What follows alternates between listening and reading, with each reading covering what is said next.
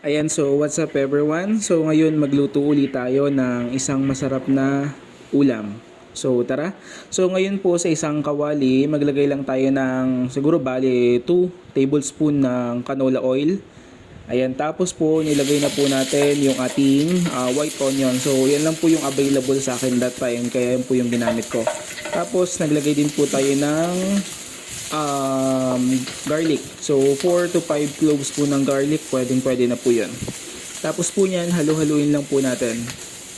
Ayan, so haluin lang natin. Tapos po hintayin po natin na medyo pumula yung ating mga pampalasa na sibuyas at bawang. Saka po natin ilagay yung ating chicken. So sa chicken po natin, any parts naman po ng chicken, pwede po yun. Ayan, tapos haluin lang po natin hanggang sa maluto po yung all sides ng ating manok. Ayan, kagaya po ng nakikita ninyo.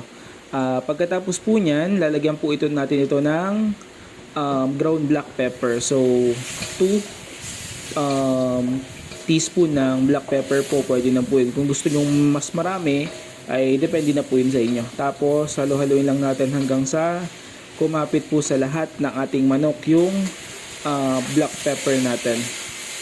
Ayan. So hintayin po natin na medyo mag-brown yung ating mga manok bago po natin ilagay yung ating soy sauce. So ayan po, naglagay tayo ng medyo maraming soy sauce, around 4 to 5 tablespoon ng soy sauce po yung nilagay natin. Ayan, pagtapos haluin lang po natin para siguraduhin po natin paghahalo natin ay mako-over po lahat ng ating chicken ng soy sauce para kumapit po yung lasa. Ayan, pagtapos po nyan, hintayin lang po natin ito na kumulo, at kapag kumulo po ay halu-haluin lang muna natin. Ayan, sa ganyang paraan po ay mas kumakapit po yung lasa ng ating mga ingredients or pampalasa sa ating mga manok, at mas magiging masarap po yan. Tapos po naglagay din po tayo ng 1 cup ng water. Ayan, tapos po ito ay tatakpan po natin at hintayin po nating kumulo. Yan. So kapag kumulo na po, syempre, common sense, 'di ba? Buksan natin. Ayan, pagtapos po natin, halu-haluin lang po natin. Yan.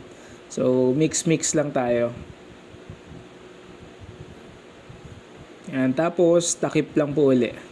Ganyan lang po, paulit-ulit lang po 'yan. So bukas, takip, halo, ganun lang po.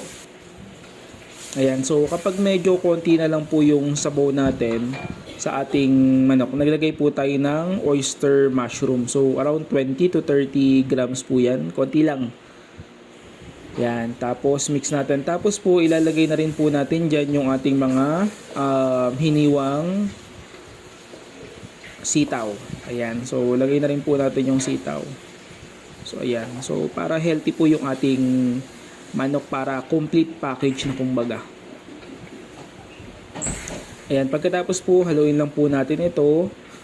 Ayan, kagaya po ng nakikita ninyo. So alam naman natin na napakasustansya ng sitaw.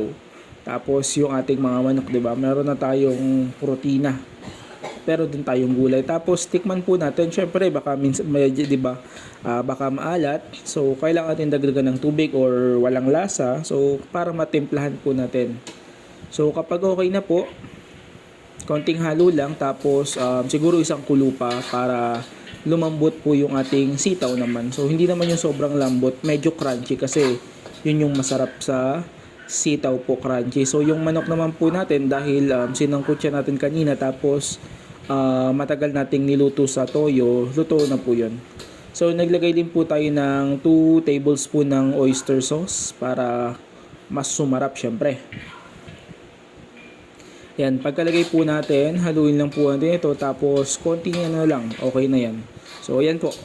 So okay na po yan. So depende po sa inyo kung gusto nyo po ay maraming sabaw o konti lang. So kayo na po yung depende kung gaano karami. So yun lang po, please like, share, and follow. So thank you and God bless.